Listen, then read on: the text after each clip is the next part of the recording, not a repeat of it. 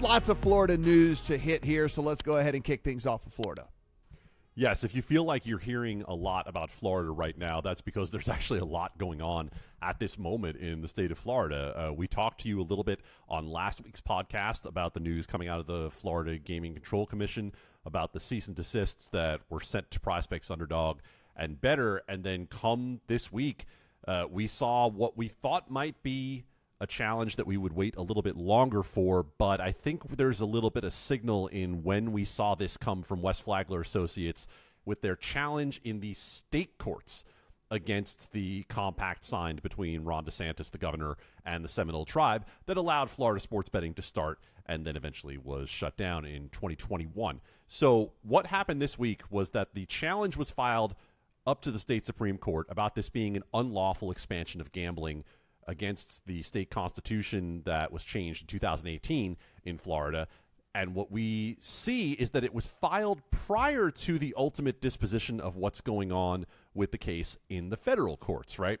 It is considered to be a low probability that the U.S. Supreme Court would ultimately choose to take up this case on the merits that have been presented on the federal side. In fact, the decision that initially set in motion the idea that Florida sports betting could be restarting soon is a decision that is based on them saying, if you want to challenge this, you probably need to go through the state court. Well, after potentially exhausting their options in federal court, West Flagler is now going through the state court. If you're thinking about what does this mean to me, I'm in Florida, when can I actually bet legally online through the Hard Rock Bet app? It appears that based on the timeline through this challenge, the soonest that you're going to be able to see it come about is probably sometime in November, which is a big change because we were kind of at a point where we were saying it could be any day now based on the federal court decision. Yeah, I know people in Florida have been following this pretty closely because it was a very rare instance, Adam, in which, like you said, we had it turned on and then the switch got turned off. We thought that there might be a lot of changes along the way in these states where it's like, we came in with tax rate XYZ, we're going to go back to ABC, or this law we had in, this regulation we had in effect, that doesn't make any sense, we're going to get rid of that, we're going to allow this. We knew that there would be kind of an ebb and flow with all of this, but not really turn it on, turn it off.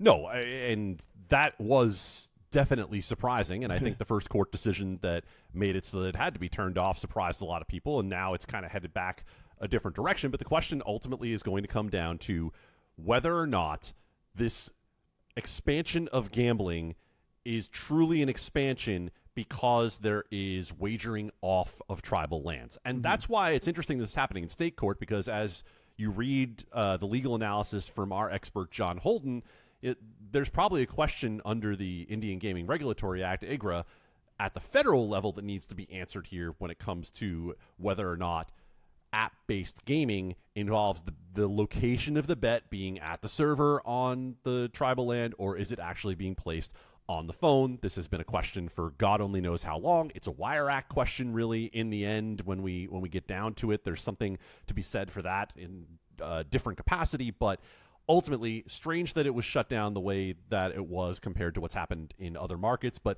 that's the reality we're living under, with the fact that it is the Seminole Tribe's exclusive right to offer sports betting in the state of Florida and their partner in Hard Rock. So they are the ones who ultimately, the rules have to be run through them, and the challenges to those rules are now coming in court. And Adam, just to put a bow on this, and I don't want to speak out of turn here and put words in your mouth, but I'm guessing your answer here is going to be your guess is as good as mine. But is there a possibility that if this does get turned back on again, that we might see it actually turn back off again for a second time? I don't think so. And because I think Hard Rock does not want to go through that false start situation again. They've already been down for the better part of 2 years now after having started. And let's not make it sound like Hard Rock Bet isn't operating anywhere. They have multiple states outside of Florida. It's just that Florida is by far the biggest market opportunity for them and by far the most lucrative of places that they can do it because, surprise, they'll be the only one there. And Florida is one of the largest populations in the country. Now, the timing of what we've seen come out of the Florida Gaming Control Commission in terms of the orders to stop for those fantasy sports companies that I mentioned with their pick'em products certainly seems like timing that is related in maybe not correlation, causation.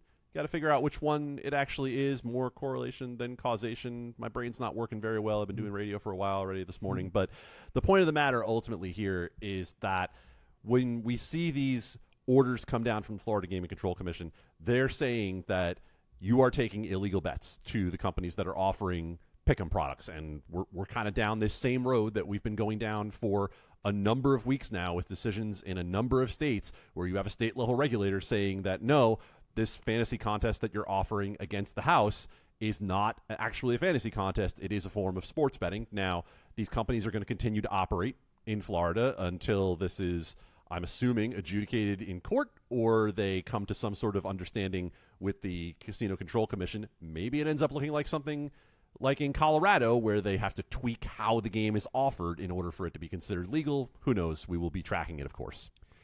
It is a follow-up to a story that we had last week on the podcast, but it is something that has happened a few different times here. Actually, not as many as you would think, considering how widespread sports betting got rolled out and how quickly it got rolled out in some states and things like that. But there was a palp, or if you're not familiar with the term, just an error that was posted at one of the sports books, Barstool in particular, which is PENN, which will soon become ESPN Bet.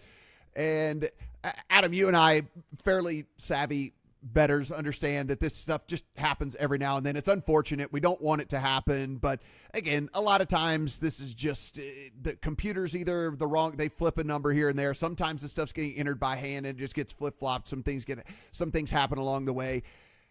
We took the stance last week that, you know what, very rare. We're typically in favor of the players. Like 9.5 times out of 10, we're always in favor of the players. But in this particular instance, hey, I get it. If you're the house, hey, we posted something, you shouldn't be able to just come in and get free money and take advantage of it. And apparently that got upheld in court.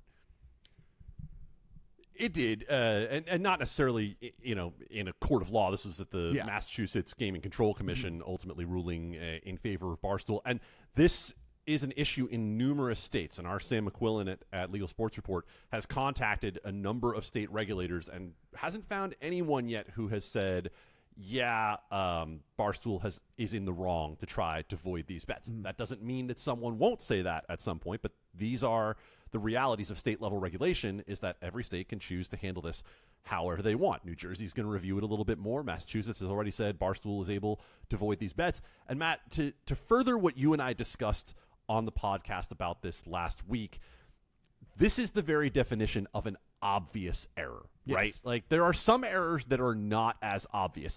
If it is, let's say, a prop where it was supposed to be 56 yards and they put in 65 yards, or it's supposed to be 56 yards and they put in 36 yards. Yeah. I think there's a reasonable case for the bettor to be made in all of those instances. Absolutely.